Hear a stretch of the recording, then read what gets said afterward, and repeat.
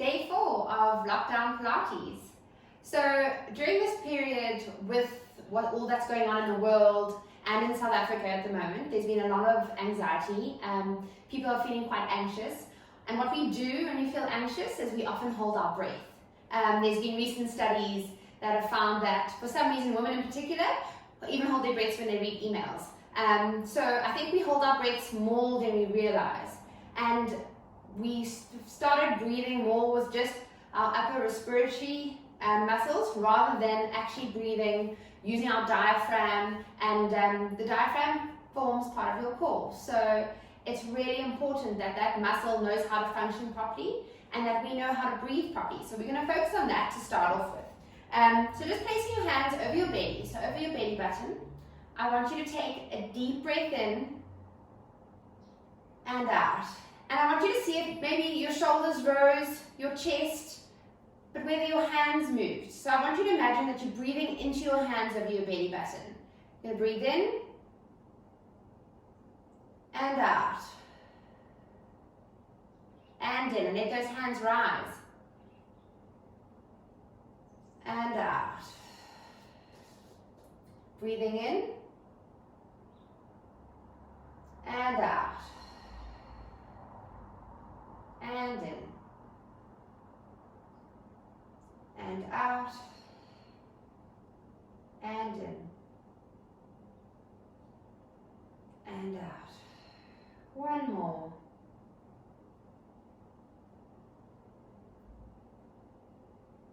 This is actually quite a hard exercise. It can even make you breathless. So have a break in between if you need to. It's a lovely thing to be doing when you're lying in bed just before you go to sleep. It helps calm yourself down. And if you're ever starting to feel a little bit overwhelmed, just settle down, do some belly breathing. A lovely position to do it in as well as also a 4-point kneeling. You can really feel your belly drop and pick back up then with breath. And it gives you space for your thoracic, for your rib cage to expand out to the side, but also front and back. Because I don't think we use our full lung capacity when we breathe. We really just use these upper respiratory muscles, and we're always so tense here. So that's what we're going to start off with doing. Let's do another 4 belly breaths. Breathing in and out. And again, and out, and in, and out. Right. To start off with, I'm going to use a roller for balance, because you're probably going to need something for balance here. Using the back of the chair, the door frame, the bookcase, something that's stable. Placing it in front of you. It's just there for a little bit of help. It's not there for you to lean on it. Feet are fist width apart, and I want you to go up onto your toes, and you're going to hold it there. Now in this position, you're going to bend down and up, and you're just going to be going as low as you can go. You're really moving up and down. I know there's usually lots of concern about knees going over toes, but you will be fine. If it doesn't feel comfortable, don't go so low.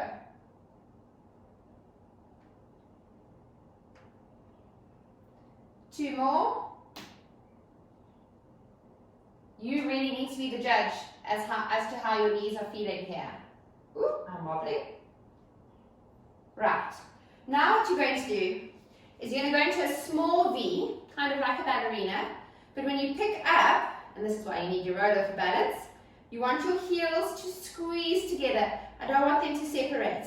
And we're going to do the same thing. So I want them to be able to squeeze together when you come up straight there as well. So let me put this out to the side. Nice and tall. I almost need 2 here. That would be too easy. And squeezing your glutes, breathing in as you come down, squeeze those heels. They're still elevated off the floor, and out as you're coming up. Again, you're not leaning, whatever you're using to support yourself. If this is too hard with your heels lifted, drop them down to the floor and see if you can continue. Breathing in as you go down, out as you lift up your pelvic floors, activate that core, and in, and out. One more. And out. Good. And relaxing down. Coming to down to the mat. We're going to progress our transverse abdominis exercises that we did yesterday. So, I want you lying down on the mat, arms nice and active, legs bent, fist width apart, a hand and a half width between your heels and your buttocks, and you're going to float your right leg up into tabletop.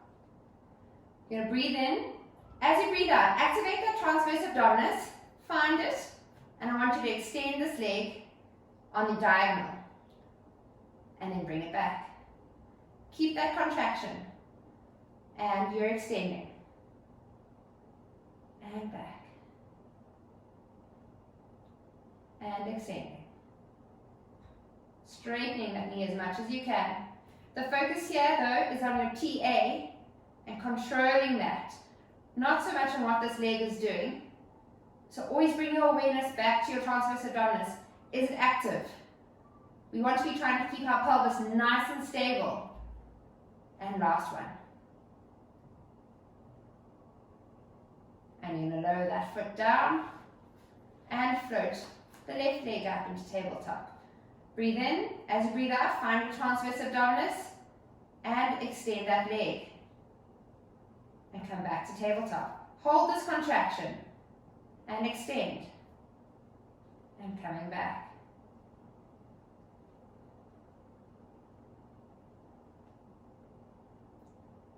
Squeezing that knee, making sure you're still holding your transverse abdominis nice and strong. And one more. And back. Keeping this leg here, bringing the right leg up to join it. Bring those legs together. Making sure that you're working here now, your back is nice and comfortable, and you're going to extend that right leg and bring it back. Now this is much harder. Relax through those collarbones and the shoulders. We're going to do one more. If you can't straighten your leg on as much of a diagonal as the time before, you just bring it up slightly towards the ceiling so that your lower back isn't lifting. And if this is too difficult, you go back to the exercise that we were doing before. Beautiful. Right, so floating that right leg back up onto tabletop, extending that leg, activating your transverse abdominis, holding your pelvis nice and still, bring your right leg out to the side, back into the center, and back to tabletop. Straightening on the diagonal, hold that transverse abdominis so your pelvis is still, and you're only opening as wide as you can control it. So it's not a big movement.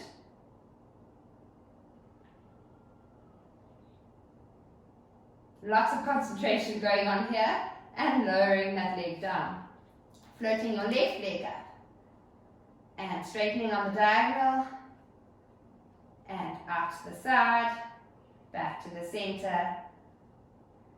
And when you do this, your right leg that is grounded, I don't want that knee to flop out. That right side of your body staying as still as possible, that hip's not lifting.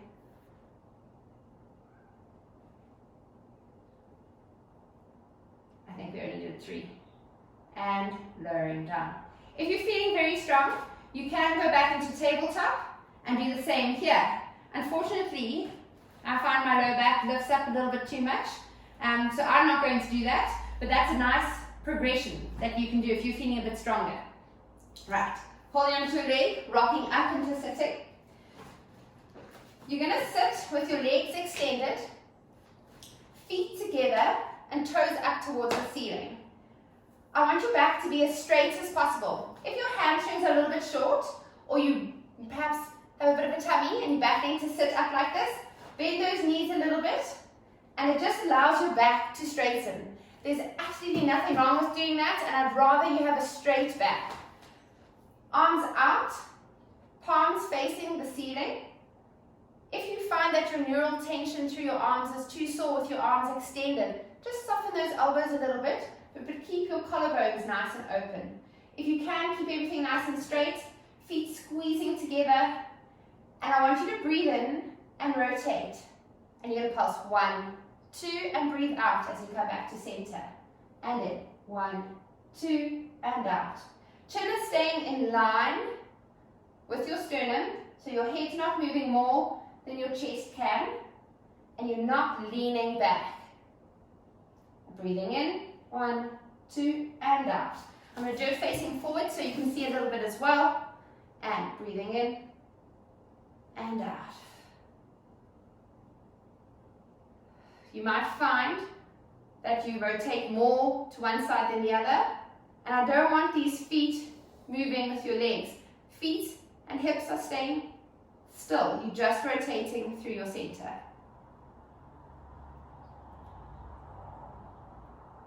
And last one. Good. Now for a little bit of fun. So you're going to sit on your mat, up onto toes, hands on your knees, elbows popped out to the side, and float those feet up. So you're holding this position. Elbows stay out. I don't want you locking them in.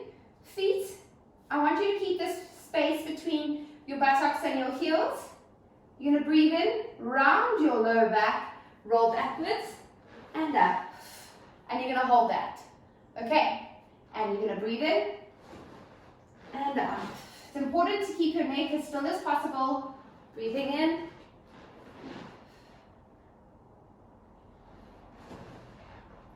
Try and keep your eyes on your knees, and you're staying in a nice little ball. I don't want this to happen when you're rolling, because then you're using a little bit of momentum. And if you don't round through your back and round that pelvis before you go, you'll hear the slapping sound as you land on the mat. So you really want to round, C-curve, rock, and then come up into sitting. And try and hold this position. Get your positioning right again before you roll. And one more. Good. And relaxing down. Just a little bit of fun. It's not as easy as it looks. And sometimes it might take you a few goes until you get yourself going and you get that rolling rhythm and that control as you come back up to the top. Okay, lying on your side. Nice and flat today. Head onto that arm, using it as a cushion, palm up. Legs 10 degrees forward. If this hip bone is digging in a little bit, make sure that you haven't rocked back or forward too much and that your hips are stacked. But if it's still a little bit uncomfortable, you might need to put something underneath there just to soften it. Hand on the top or in the front, and we're not going to lift both legs today, we're just going to lift the top leg up to about hip height. So if your hand was in front, see if you can actually lift it up onto the seam today. You're going to bring your leg a little bit forward, tilt those toes down, and we're going to bounce. 5, 6, 7, 8, 9, 10. 10, 9, 8, 7, 6, 5, 4, 3, 2, 1. And you're going to lift it up, and down, and back, and relax. I think that was too easy. Someone said to me you should only start counting when it starts to burn. So that's usually between 20 and 30. But let's lift up, bring it forward, tilt those toes down, and 1, 2. If you're back into balance here, bend that bottom leg. It'll just stabilize you a little bit. You're still working through that glute here. And now let's start counting. 10, 9, 8, 7, 6, 5, 4, 3, 2, and 1. Point that toe, bring it back to center and down. You should really feel that glute having worked. Let's swap over to the other side.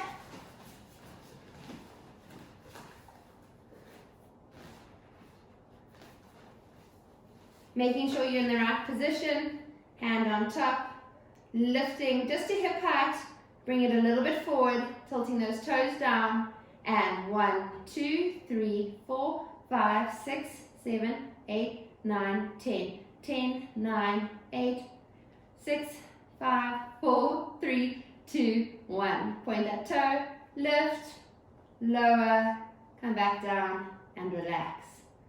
Right, we're going to do another set. Try and keep that eye gaze nice and straight. You're going to lift up, bring it forward, point those toes down, and you're going to just pulse. Keeping that core nice and active, trying not to roll backwards too much, and keep everything nice and relaxed in your upper limbs. And 10, 9, 8, 7, 6, 5, 4, 3, 2, and 1. Point that foot, bring it back to center, and down. Moving onto your stomach. So today, you're going to keep your chest up. So to start off with, you can put your hands underneath your shoulders. You're going to lift up, well, not your hands, sorry, your elbows underneath your shoulders. Hands can be clasped or they can just be relaxed on the mat. You've got space between your ears and your shoulders. Shoulder blades are flat against the back and they're putting down towards the back pockets of your leggings. Feet are squeezed together and knees are lifted. Again, we're not having a holiday. We're holding ourselves. It's an active position. Chest is shining up. You're going to bend your left leg and pulse it 1, 2, and straighten. Right leg, 1, 2, straighten. I'm going to keep going like this. And you're going to breathe in, out, out. In, out, out. In, out, out. Chest is always up. It's very easy to let it go. Squeeze those glutes. Lift up those kneecaps. And last one. And slowly lowering down. With any of the exercise on your stomach, if you are starting to pinch in your lower back, rather come down flat and take a rest. So yesterday we went into high plank. I noticed my hips were probably a little bit too high. Need to drop them a little bit. So today we're going to progress it a little bit. If you are on your knees, stay on your knees, lifting up into that push-up position. If you can, when we move our knees, try and see if you can go up into high plank. I'll talk you through it as well. So you're going to have hands underneath shoulders. Straighten your right leg out behind you. Left leg out till you're into high plank. Drop those hips a little bit if you need to. Hold yourself pushing up through your palms. You're going to bring your right knee, graze it underneath your chest, and back. Left leg. Make sure you don't lift through the hips when you do this. And I want you to do another 4, if that's the version you're doing. If you're on your knees and you're holding there, see if you can hold it there again. Work on that position. Otherwise, you're going to place one leg back and hold. Bring it down, down, correct your position. Bring one leg back, other leg up, hold. Place it down. But if you're up here, let's finish off with one more. And holding one knee down, one knee down. Back into raised position.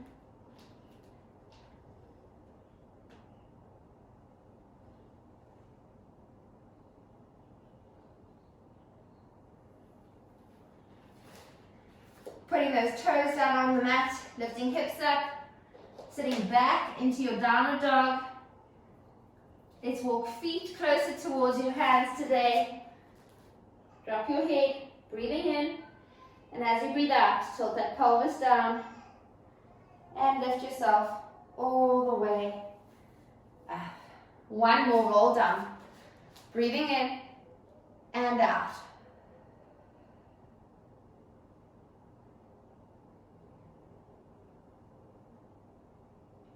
And holding, breathing in and out.